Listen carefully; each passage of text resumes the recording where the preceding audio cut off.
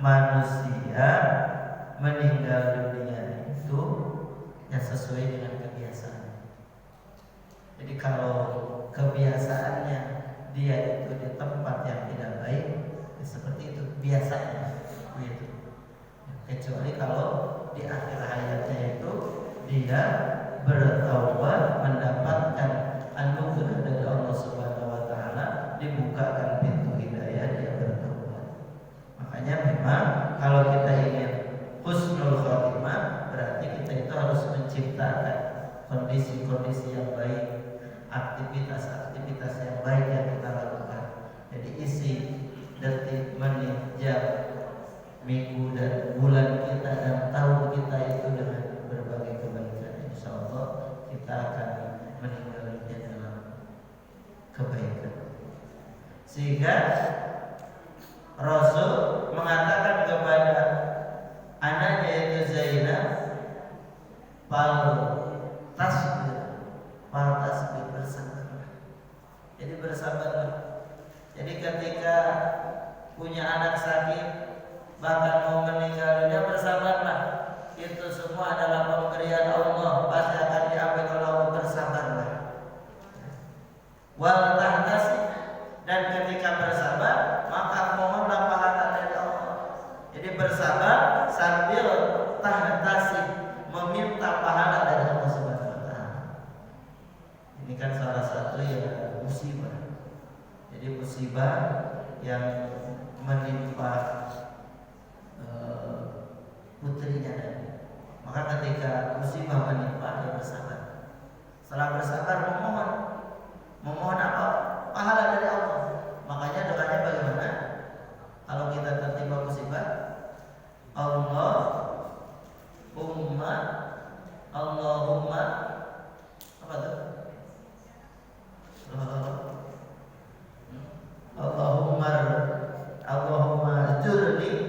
Allahumma jurni bi musibati. Sebab musibahnya apa? Allahumma jurni, ya Allah, berikan aku pahala bi musibati, pada musibatku hadza.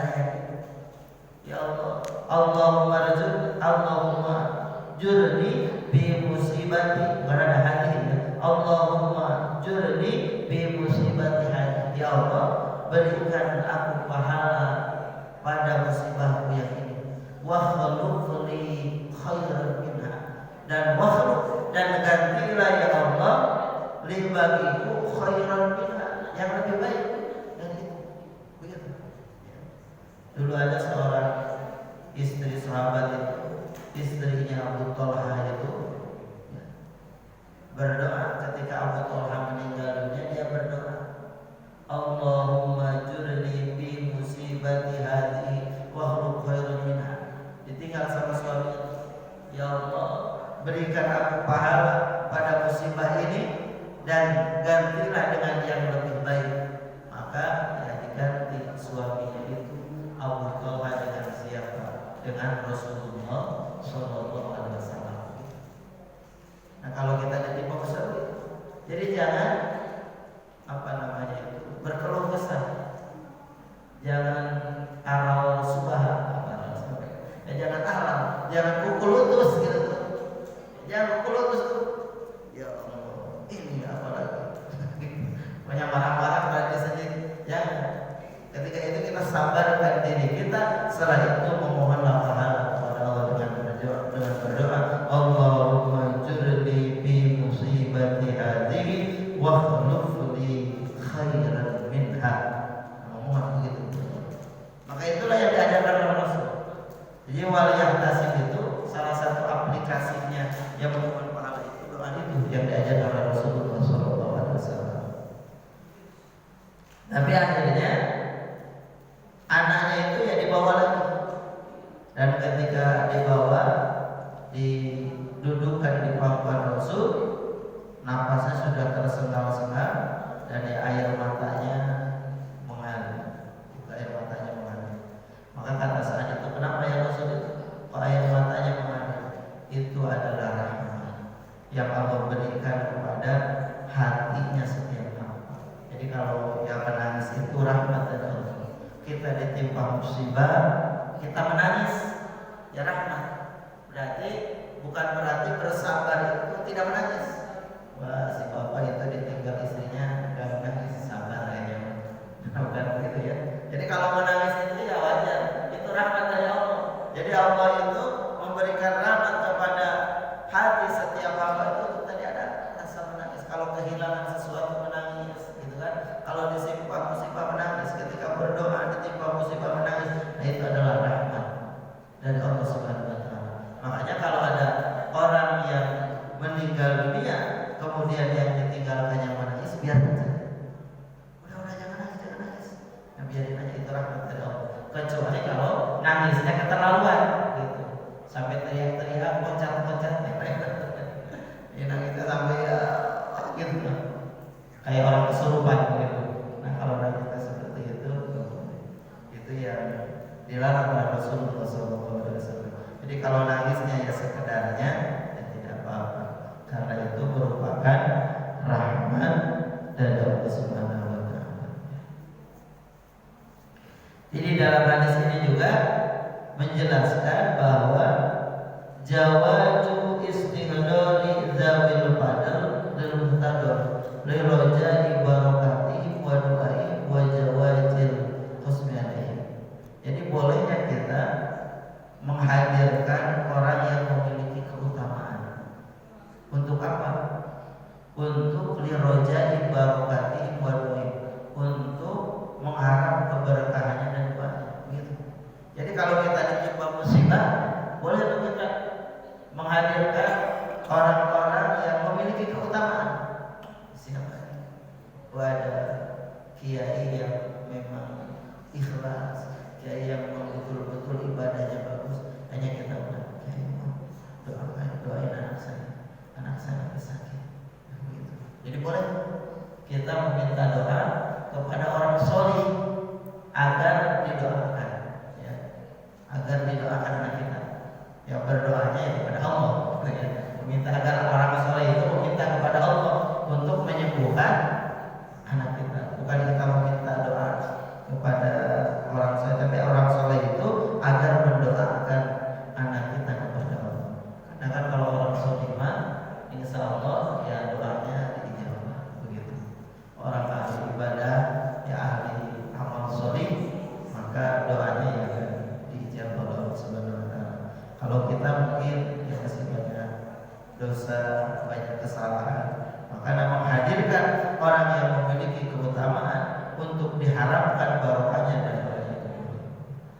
Jawazul masli ila ta'ziyah wal iyadah bi ghairi idnin bi khilafil walimah. Jadi boleh pergi untuk takziah dan ibadah tanpa izin. Bi khilafil walimah, beda dengan walimah. Jadi kalau istri kita kan yang harus izin itu siapa? Ya istri kepada suaminya. Kalau dia mau keluar rumah, maka seorang istri itu harus izin kepada suaminya. Kalau tidak diizinkan sama suaminya, harus diam di rumah. Kata suaminya, udah punya ibu, selama bapak kerja ibu di rumah saja, jangan kemana-mana. Maka seorang istri harus tetap di rumah. Nah kecuali pergi untuk ibadah. Kalau pergi untuk ibadah, tidak harus izin. Atau pergi untuk takziah, ya untuk takziah itu tidak harus izin. Ya seperti tadi siapa kan setelah bersumpah itu ya pergi bersama para sahabat tadi kepada Rasulullah Shallallahu Alaihi Wasallam, hanya didudukkan di papan Rasul gitu. Jadi boleh. Istihbab amali sahibil musibah bisawti sunnah, memerintahkan kepada orang yang memiliki musibah untuk bersabar. Ya bersabar. Kita mengatakan sabar pada orang yang ditimpa musibah. Qabla wuqu'il maut, sebelum datangnya kematian. Liyaqa'a wa huwa radin bi qadrillah, agar dia itu apa? Ridho dengan qadar Allah, dengan ketentuan Allah. Jadi takutnya ya kalau gak ada yang tadi memerintahkan atau mengajak untuk bersabar, takutnya dia itu ya tidak ridho. Bersabar ya, bersabar gitu kalau yang mau musibah, agar dia ridho terhadap qada. Kan kalau yang sakit ridho terhadap ya sakitnya itu karena itu merupakan qada dari Allah, maka ketika sakitnya itu ya akan mendapatkan pahala. Makanya kenapa doa orang sakit itu diijabah begitu? Karena orang sakit yang seperti itu orang sakit yang sabar dan dia ridho terhadap sakitnya. Maka ketika sakit kita sabar, ridho terhadap sakit itu, maka doanya diijabah. Maka ketika kita nengok orang sakit itu jangan mendoakan orang sakit saja, kita minta doa bukan saya juga ya. Nah gitu, karena doanya diijabah. Kita mendoakan yang sedang sakit, kita memohon doa dari orang yang sakit itu. Dan orang sakit itu ketika dia sabar, ridho terhadap ketentuan Allah karena sakitnya itu, maka kalau dia adalah ahli mengerjakan amal soleh, dia orang yang senantiasa melakukan amal soleh, maka ketika sakitnya walaupun dia tidak melakukan amal soleh, maka amal soleh yang suka dia kerjakan itu akan senantiasa ada. Dia tidak sempat sholat tahajud. Kenapa? Karena sakit. Padahal dia senantiasa sholat tahajud, kalau tidak sakit itu pasti sholat tahajud. Maka ketika sakitnya, karena dia adalah orang yang biasa melakukan kebaikan tadi, maka pahala tahajud itu tetap akan hadir. Dia adalah orang yang senantiasa hadir ke pengajian. Kalau tidak sakit pasti hadir. Begitu. Maka ketika sakit, pahala hadir ke pengajiannya itu akan terus hadir. Jadi pahala kebaikan ketika kita sakit, kalau kita sakitnya sabar dan ridho terhadap ketentuan Allah, dan ketika kita melakukan amal soleh itu memang kebiasaan kita, maka pahalanya akan mengalir. Itu ada nanti di kitab Riyadhus Shalihin di bab akhir-akhir tentang terkait dengan pahala dan istiqomah. Jadi seperti itu.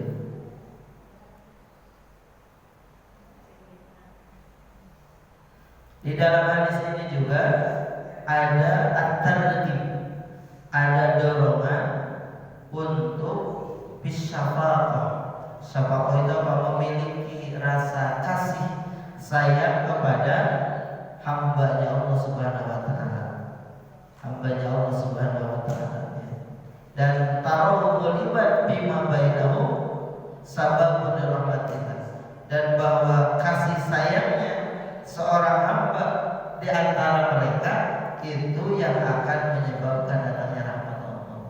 Jadi kalau kita ingin dikasih sayang sama Allah, maka milikilah kasih sayang kita, atau kita harus memiliki rasa kasih sayang kepada yang sesama kita. Kalau kita memiliki rasa kasih sayang kepada sesama kita, maka Allah akan menyayangi kita. Di dalam hadis lain, irhamu man fil ardi yarhamu man fis sama. Gitu. Jadi kasih sayangnya orang yang ada di bumi ini, maka akan mengasihi sayang yang ada di langit. Siapa yang ada di langit? Allah dan para malaikat akan menyayangi kita. Begitu. Jadi maka ketika kita memiliki sifat kasih sayang ini adalah sebab datangnya ya kasih sayang dari Allah Subhanahu wa taala. At-tarhib bi qaswatil qalbi wa juhdil ayn. Di sini juga ada tarhib. Tarhib itu kalau dalam bahasa Arab disebutnya menakut-nakuti. Tarhib itu memotivasi, lawannya tarhib adalah tarhib. Maka ada kitab At-Tarhib wa Tarhib, kitab yang memotivasi dan menakut-nakuti. Jadi kenapa dimotivasi? Agar dia terdorong untuk mengerjakan amal. Kenapa ditakut-takuti? Agar dia terhindar dari amal-amal yang buruk. Itu harus ada tarhib dan tarhib. Di dalam hadis ini juga ada tarhib terkait apa? Qaswatul qalbi, kerasnya hati. Kan kalau tadi ketika nangis ya, keluar air matanya itu adalah rahmat dari Allah yang diberikan kepada hati setiap hamba. Jadi kalau hati yang tidak keras, hati yang lunak itu biasanya yang mudah menangis. Fafadat ainahu, maka matanya itu senantiasa ya mencucurkan mata menangis. Berdoa dia menangis, begitu. Ya. Ketika ditimpa musibah menangis itu tandanya apa? Hatinya itu dia tidak keras. Kalau yang hatinya keras, dia ya ada musibah tidak menangis. Atau ketika berdoa memohon kepada Allah, kadang ya biasa-biasa saja. Makanya kata Rasul itu, ketika berdoa, kalau kita tidak bisa menangis, pantabakkan, maka pura-pura menangis. Gitu. Pura-pura menangis. Ya Allah, karena nggak mau menangis. Ya pura-pura menangis. Agar apa? Agar ya menunjukkan keseriusan kita, kehusuan kita. Beda kalau Rabbi pilih warhamni. Nah, tapi ya ada suasana tadi kita sedang memohon Rabbi pilih warhamni wadburni warzuqni. Nah gitu. Ya. Makanya kan kalau yang berdoanya siapa? Ahli manajemen hati. Ahli karena kita juga itu menangis. Gitu. Karena doanya ya tadi menyentuh. Menangis gitu.